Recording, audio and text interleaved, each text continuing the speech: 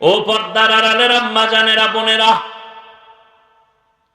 কয়দিন আর দুনিয়ায় থাকবেন আর বাহাদুরি করবেন? মনের বাহাদুরির ভাব নিয়ে কত অন্যায় করলেন, মোবাইল চালাইলেন, স্বামীর মাল নষ্ট করলেন। মনে চাইছে বেপরদায় মার্কেটে যাবেন, দৌড়ায় গেলেন। মনে চাইছে মোবাইল চালাবেন, সারা রাত মোবাইল চালাইলেন। ও আমার কলিজার যুবক, জীবনে গুনাহ তো কম করো নাই রে বাবা, অনেক গুনাহ করে ফেলেছ। চোখের গুনাহ, হাতের গুনাহ, জবানের গুনাহ, অন্তরের গুনাহ। মনে চাইছে পার্কে যাবা, দৌড় মাইরা গেছো, কেউ বাধা দিছে, মানো নাই। মনে চাইছে দাড়ি রাখবা না, রাখো না, কারো বাধাও মানো নাই। মনে চাইছে নামাজ পড়বা না, পড়ো নাই, কেউ বাধা দিলে রাগ করছো। জীবনটা হেলায় খেলায় মনের স্বাধীনভাবে ঘুরছো। কয়দিন কয়দিন হায়াতের গ্যারান্টি? ওই কয়েকদিন আগে আমি বাইতুল্লাহ ছিলাম, শুনছি তোমরা যারা ফেসবুকের গোলাম দেখছো, বিদেশ থেকে টাকা পয়সা কামাই কইরা ঢাকা এয়ারপোর্টে নামছে, স্ত্রী সন্তান পরিবার গাড়ি নিয়ে আসছে আগায় নেওয়ার জন্য। গাড়ির মধ্যে ওইটা বাড়িতে রওয়ানা। বাড়ি যাওয়ার আগে গাড়িটা রাস্তার পাশে পানিতে বইরা, স্ত্রীও মরে গেল, বাচ্চাও মরে গেল। ওই লোকটা স্বর্ণ অলংকার নিয়ে হাতে নিয়ে কাঁদে।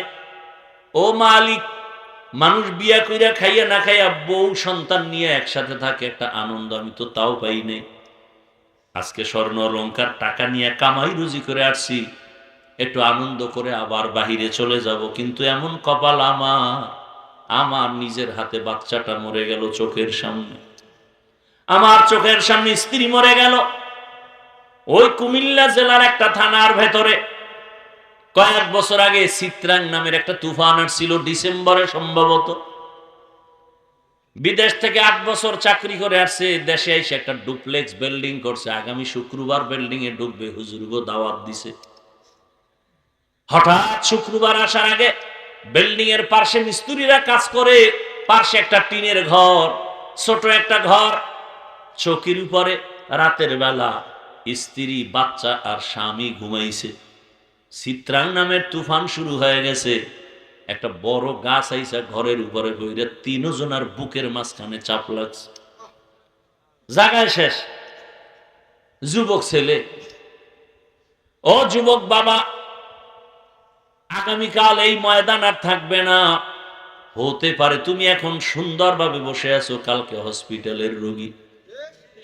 অথবা বাসায় যাইয়া মোবাইল চালায়া সকালে ঘুমাইবা। ঘুম থেকে যখন আম্মুজান ডাকবে, বাবা ওঠ, 12টা বাজে গেছে, দেখবে বাচ্চা কোনো আওয়াজ দেয় না। মা গিয়া গায়ে হাত দিয়ে দেখবে পুরো বডিটা বরফের মতো ঠান্ডা। একটা চিৎকার দিয়ে বলবে, কে কোথায় আছো? আয়, আমার বাবা বেঁচে নাই। আমার এখন মা বলে ডাকবে কে? ওই যে মাইলস্টোন স্কুলের ঘটনা, আমার মসজিদের মুসল্লি, তিনি চট্টগ্রাম গেছে, খবর শুনে এদিকে ঝামেলা লেগে গেছে। মেয়েটা স্কুলে, মা গেছে আনতে, মেয়েটা অন্য দরজা দিয়া বের হইয়া গেটের বাইরে আসছে, মা গেছে ভিতরে মেয়েকে খুঁজতে। বাচ্চাটা নিরাপদে আছে, মা বাঁচতে পারে নাই।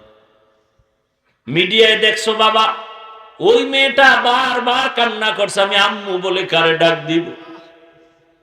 আমারে মায়ের আদর কে দিবে? বাবা কান্না করবে, আমার ছেলে মারা গেছে। ইমাম সাহেব, কোথাও যাইয়েন না, জানাজা পড়ান লাগবে। বাবা কাঁদবে আর বলবে, কে আছো? বাজারে যা, সাদা কাপড় কিনে নিয়ে আয়। আবার কান্না করে এক দলকে বলবে, যা তাড়াতাড়ি বাঁশবাগানে কবর কর। আবার কাউকে বলবে, ঘরের পিছে তাড়াতাড়ি গরম পানি করে গোসলের ব্যবস্থা করো। তোমারে এমন ভাবে গায়ের গেঞ্জিটা বেলেট দিয়ে কেটে কেটে রেখে দিবে। আজকে তুমি বলো আমার ঘড়ি, কালকে আরেকজনে হাতে দিয়া বলবে এটা আমার হাফিজুর রহমানের না। তোমার কলিজার বন্ধুটা মোবাইল থেকে নাম্বার ডিলিট করে বলবে, বন্ধু নাই, নাম্বার রেখে লাভ নাই। গোসল করাইয়া মসজিদের খাটিয়া নিয়া, কাফন পরাইয়া খাটে নিয়ে যখন জানাজার ময়দানে নিবে, জানালা দিয়া আম্মুজান ডাকবে আর বলবে, আমার বাবারে কই নাও, শেষবারের মতো একটু চেহারাটা দেখে। আমার বাবার চেহারাটা দেখে যার জীবনে বাবারে দেখব না। আরে কুকুরও মরে, গরুও মরে, মানুষও মরবা। অহংকারের জন্য বলি না। আমার আব্বা অসুস্থ, মা অসুস্থ, 2-3 দিন আগে আমার চাচি মারা গেছে, গতকালকে আবার আমার মামাও চলে গেছে। জোহরের সময় আম্মাজান টেলিফোন করে কাঁদতেছে। আমার বড় আপন মামা, ভালো আলেম। শুনলাম কালকে রাতের বেলা মা বলতেছে, জানাজায় গেছিল আমার মা বাড়িতে, বলে পরশুদিন রাতের বেলা মামা অনেকদিন অসুস্থ, বিছানায় শুয়ে আছে, প্রস্রাব পায়খানা বিছানায় করছে। মামায় গত পরশুদিন রাতে আমার মামিকে বলতেছে, দরজা খুলে দাও, মেহমান আসতেছে। মামি কই রাইতে দরজা খুলমু কি? কয় না খুলো। বারবার বলার পরে আমার মামানি দরজা খুলে কয়, কেউ তো নাই। কয়, তুই দেখো না, আমি তো দেখতেছি। গতকাল ফজরের পরে কয়, আমি কি নাপাক বিছনায় কি থাকবো? একটু জিকির করব, তেলাওয়াত করবো, আমার বিছনা পাল্টায় দে। লোকজন আইসা মামারে কাপড় চুপুর পাল্টায়, বিছনা পাল্টায় দিছে। মামায় বিছনায় শুয়ে শুয়ে। এবার আমার মামি বলে, কি রান্না করব, কি খাবেন? কয়, না রান্না করা লাগবে না, আমি তো আজকে চলে যাব, রান্নার দরকার নেই, আমার পাশে বইসা থাক। মামায় ইস্তেগফার পড়লেন, কোরআন তেলাওয়াত করলেন, এরপরে কালেমা পইরা বলে, আমার শালা আছে মাওলানা, ওরে আইসা আমার পাশে বইসা কোরআন তেলাওয়াত করতে বল। মামা এতটুকুই বইলা চোখ দুইটা বন্ধ করে দিছেন। মামি বলে, আর জবানে কোনো আওয়াজ আসলো না। কিছুক্ষণ পর দেখি দুনিয়াতে নাই।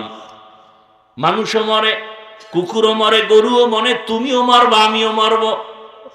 কিন্তু মরণটা যদি কালেমা ছাড়া হয়, যদি আমার মাওলার মোহাব্বত না নিয়ে কবরে যাও, ওই কবরে যাওয়ার পরে কেউ নাই, কই মা, কই বাবা, কই কেউ থাকবে না। নবী বলেন, 3টা প্রশ্ন করা হবে, রবের পরিচয় দাও, ধর্মের পরিচয় দাও, রহমতের নবীর পরিচয় দাও। যারা গুনাহগার হইয়া যাবে, নামাজ নাই, রোজা নাই, তেলাওয়াত নাই, মালিকের সাথে সম্পর্ক নাই, ইবাদত নাই, নবী বলেন তখন আল্লাহর অর্ডার হবে, ও ফেরেশতা, এই বেঈমানের ধর, কবরের মধ্যে জাহান্নামের সাথে রাস্তা বানায় দাও। আল্লাহ রাগ করে বলবে, এই বেঈমানের কম সুযোগ আমি দুনিয়ায় দেই নাই। আমি আল্লাহর দেওয়া পানি বাতাস নিয়ামত ভোগ করি, আমার হুকুম মতো চলে নাই। নিজেও নামাজ পড়ে নাই, অন্য নামাজ পড়তো তাও পছন্দ করে নাই। নিজেও হালাল খায় নাই, অন্য হালাল খায় তাও পছন্দ করে নাই। নিজেও পর্দা করে না, অন্য পর্দা করতো তাও পছন্দ করে নাই। আল্লাহ বলবে, আর ছাড় দেওয়া যাবে না। আল্লাহ শেষবারে রাগ করে বলবে, কবরের মাটি এই নাফরমানের ধর, 2 দিক থেকে জোরে জোরে চাপ দাও। 2 পাশের মাটি এত জোরে চাপ দিবে, পাজরের হাড়গুলো চুরমার হয়ে যাবে। ও আমার যুবক বাবারা, বৃদ্ধ বাবাজিরা, পর্দার আড়ালের মা বোনেরা, আল্লাহর কোরআন সত্য যদি আপনার অন্তর বলে, গুনাহ নিয়ে আল্লাহর কাছে গেলে আযাবে ভুগতে হবে, জাহান্নামের আগুনে জ্বলতে হবে, এ কথাও সত্য। তবে চিন্তা করেন, দুনিয়ার গরম সহ্য করতে পারেন না, গুনাহ নিয়ে কবরে হাসরে দাঁড়াইলে জাহান্নামের গরম কেমনে সহ্য করবেন? এখনো সময় আছে, তওবা করেন। আল্লাহকে মনে মনে বলেন, আল্লাহ গুনাহ তো জীবনে কম করি নাই, আজকে থেকে তওবা করলাম, আর নামাজ ছাড়বো না, দাড়ি কাটবো না, বেপরদায় চলবো না, মা বাবার সাথে বেয়াদবি করবো না, শিক্ষকের দোয়া নিয়া, মুরব্বীদের দোয়া, উলামায়ে কেরামের পরামর্শ নিয়া, নবীজির তরিকা মেনে, রসুলের আদর্শ মেনে চলবো। আল্লাহ আমাদের সবাইকে তওবাওয়ালা জিন্দেগি দান করেন। যাদের অন্তরে খাঁটি তওবার নিয়ত আছে, মুনাফিকি নাই, 2টো হাত আমার আল্লাহকে দেখাইয়া দেই। আয় আল্লাহ, তওবাওয়ালা হাতগুলো কবুল করেন, তওবার উপরে মজবুত হইয়া চলার তৌফিক দান করেন। আয় আল্লাহ, গুনাহমুক্ত জীবন আমাদের দান করেন, আমিন। আল্লাহ আমাদের সবাইকে কবুল করেন। সুবহানাল্লাহি ওয়া বিহামদিহি, সুবহানাকাল্লাহুম্মা ওয়া বিহামদিকা, আশহাদু আল্লা ইলাহা ইল্লা আনতা আস্তাগফিরুকা ওয়া আতুবু ইলাইক। এই উঠবেন না, বাড়িতে কোনো কাম নাই, বৃষ্টির মধ্যে। এরপরে আমল করি, সুন্নত চিনি না তার থেকে চিনি, কোরআন হাদিস বুঝি না তার থেকে বুঝার জন্য যাই, এজন্য তাকে আমরা সম্মান করি। সে আমাদের মাবুদ না, তার আমরা পূজা করি না, আমরা আল্লাহর গোলামি করি। আর তার কাছে যাব কতক্ষণ? তিনি আল্লাহ রসুলের লাইন মতো চলবেন যতক্ষণ। সোজা হিসাব, মানে ভেজাল কি?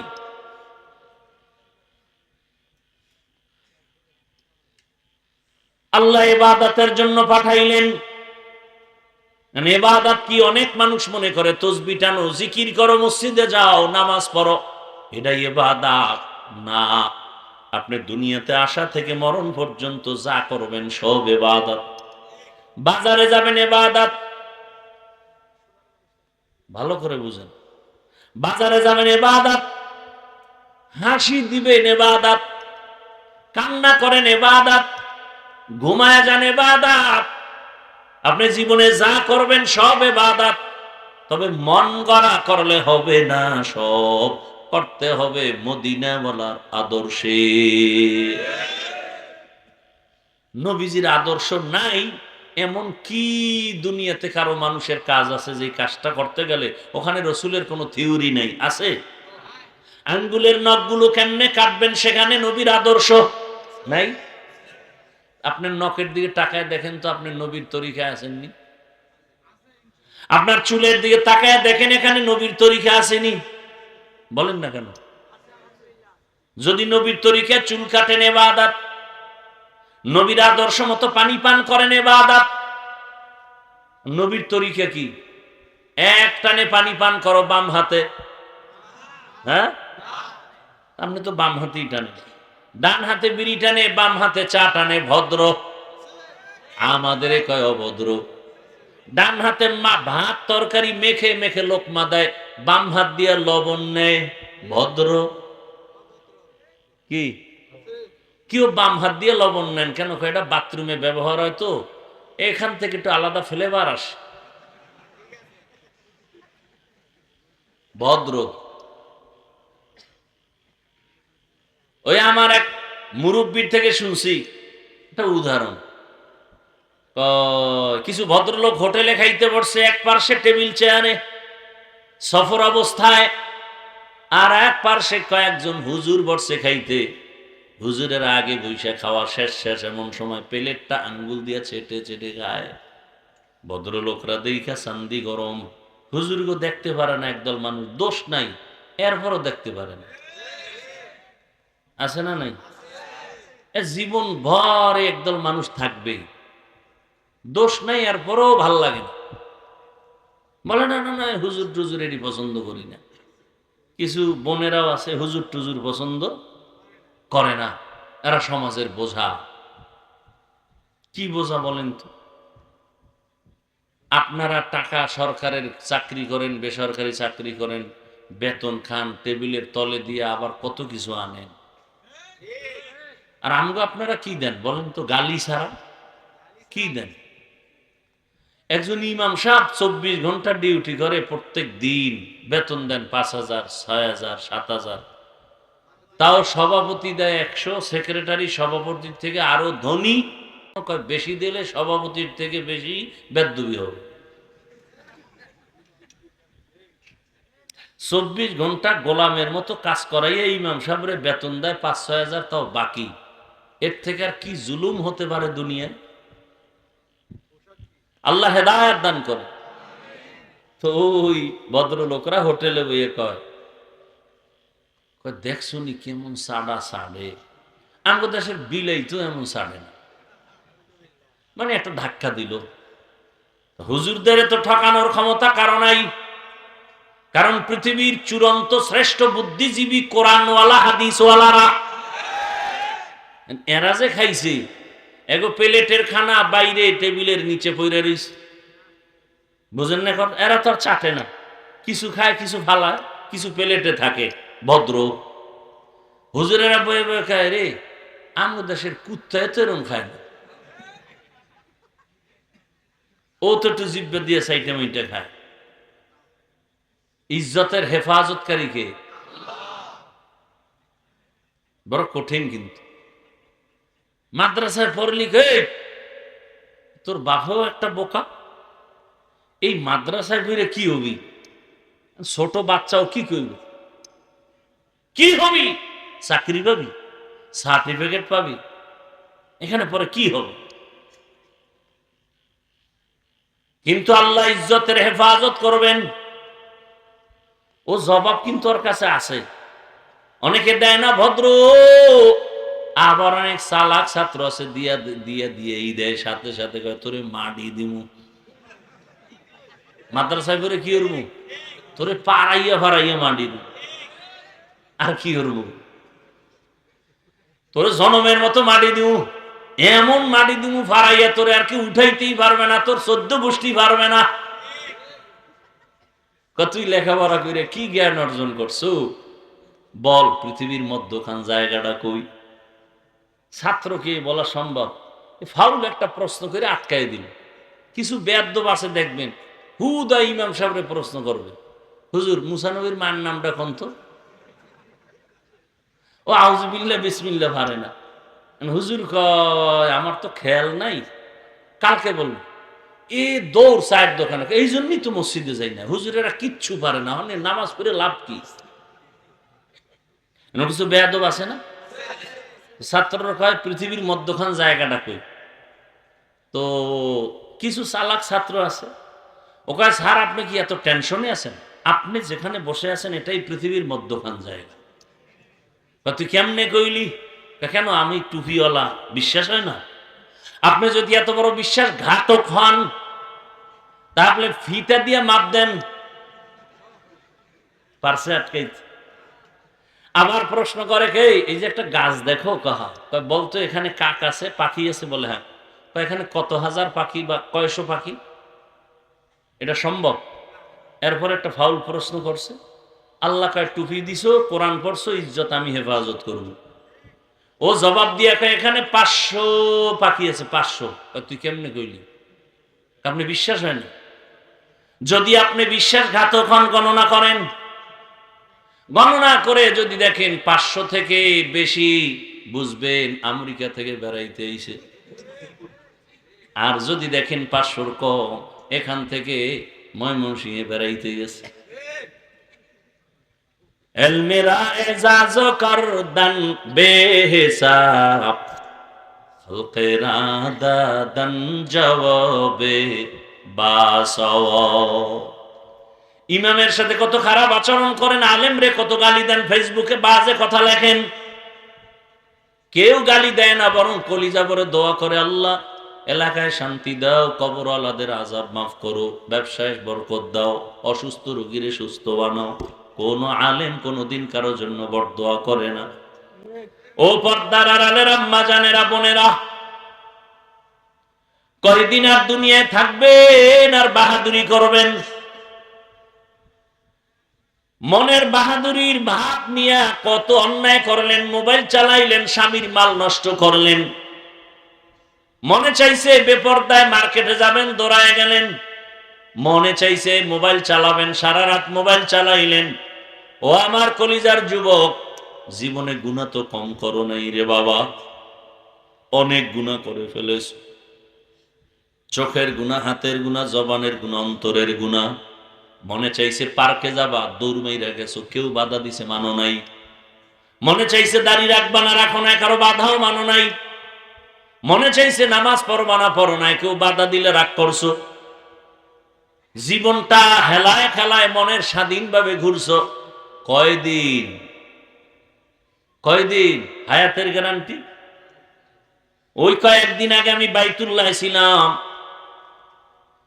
শুনছি তোমরা যারা ফেসবুকের গোলাম দেখছো, বিদেশ থেকে টাকা পয়সা কামাই কইরা ঢাকা এয়ারপোর্টে নামছে, স্ত্রী সন্তান পরিবার গাড়ি নিয়ে আসছে আগায় নেওয়ার জন্য।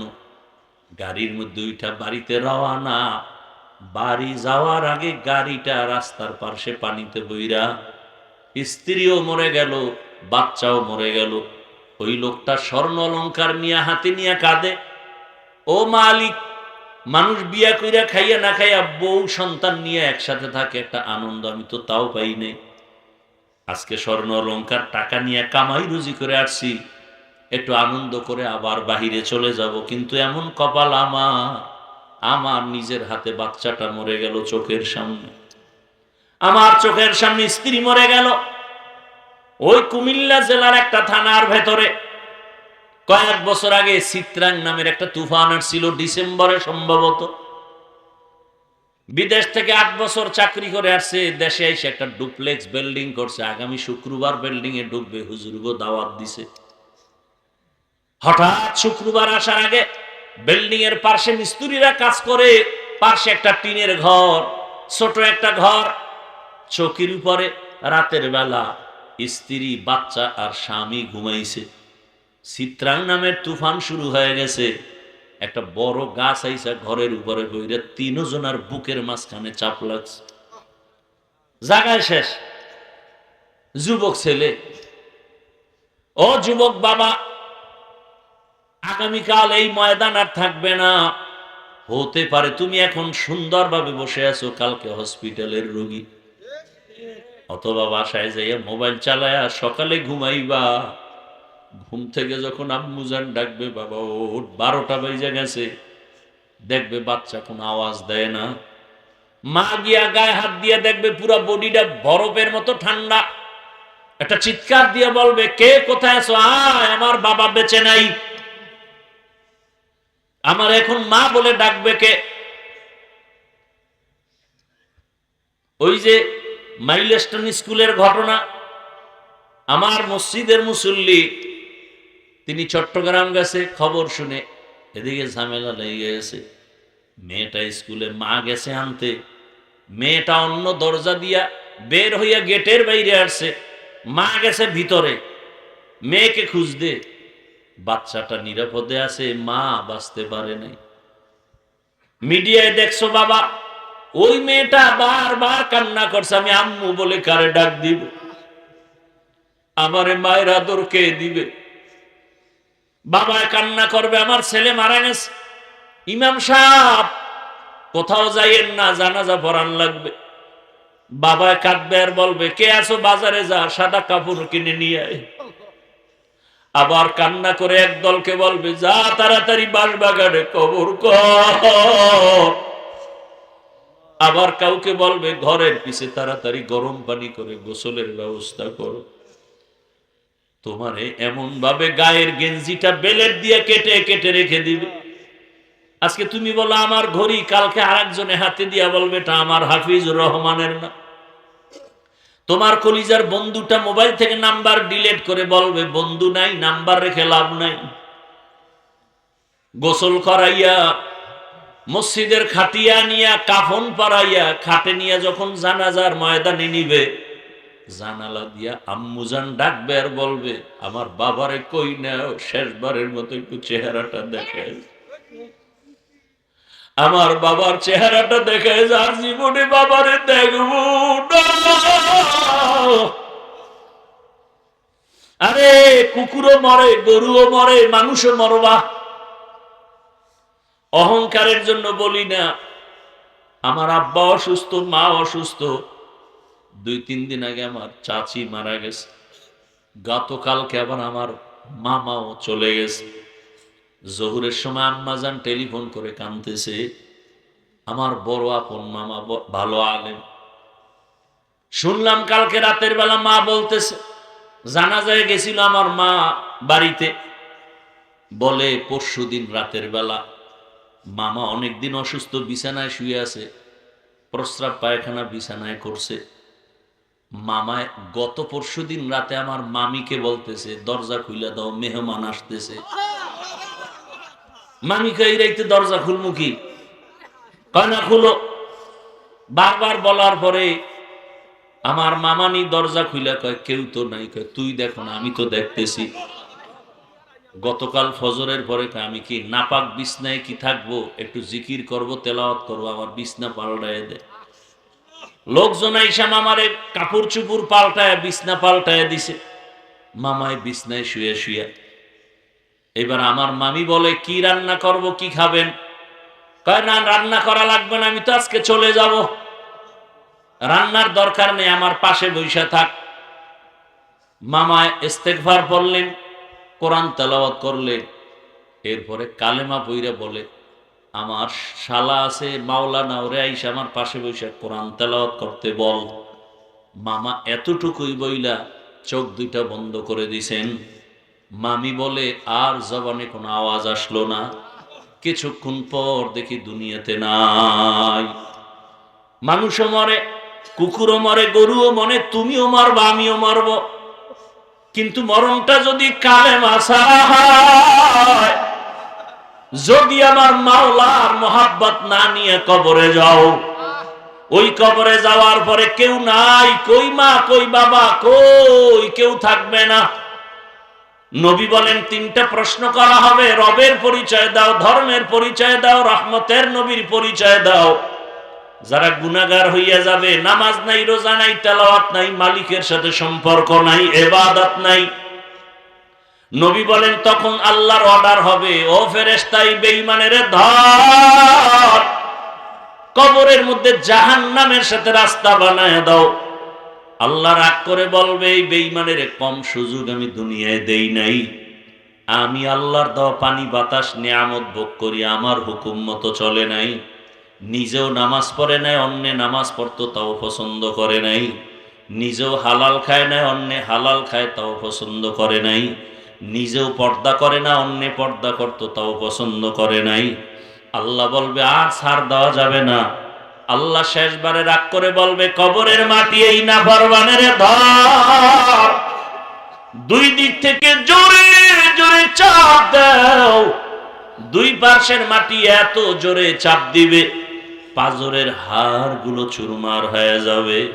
ও আমার যুবক বাবারা, বৃদ্ধ বাবাজিরা, পর্দার আড়ালের মা বোনেরা, আল্লাহর কোরআন সত্য যদি আপনার অন্তর বলে, গুনাহ নিয়ে আল্লাহর কাছে গেলে আযাবে ভুগতে হবে, জাহান্নামের আগুনে জ্বলতে হবে, এ কথাও সত্য। তবে চিন্তা করেন, দুনিয়ার গরম সহ্য করতে পারেন না, গুনাহ নিয়ে কবরে হাসরে দাঁড়াইলে জাহান্নামের গরম কেমনে সহ্য করবেন? এখনো সময় আছে, তওবা করেন। আল্লাহকে মনে মনে বলেন, আল্লাহ গুনাহ তো জীবনে কম করি নাই, আজকে থেকে তওবা করলাম, আর নামাজ ছাড়বো না, দাড়ি কাটবো না, বেপরদায় চলবো না, মা বাবার সাথে বেয়াদবি করব না, শিক্ষকের দোয়া নিয়া, মুরব্বীদের দোয়া, উলামায়ে কেরামের পরামর্শ নিয়া, নবীজির তরিকা মেনে, রসুলের আদর্শ মেনে চলবো।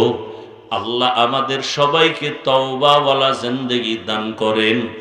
যাদের অন্তরে খাঁটি তওবার নিয়ত আছে, মুনাফিকি নাই, দুটো হাত আমার আল্লাহকে দেখাইয়া দেই। আয় আল্লাহ, তওবাওয়ালা হাতগুলো কবুল করেন, তওবার উপরে মজবুত হইয়া চলার তৌফিক দান করেন। আয় আল্লাহ, গুনাহমুক্ত জীবন আমাদের দান করেন, আমিন। আল্লাহ আমাদের সবাইকে কবুল করেন। সুবহানাল্লাহি ওয়া বিহামদিহি, সুবহানাকাল্লাহুম্মা বিহামদিকা, আশহাদু আল্লা ইলাহা ইল্লা আনতা, আস্তাগফিরুকা ওয়া আতুবু ইলাইক। এই উঠবেন না, বাড়িতে কোনো কাম নাই, বৃষ্টির মধ্যে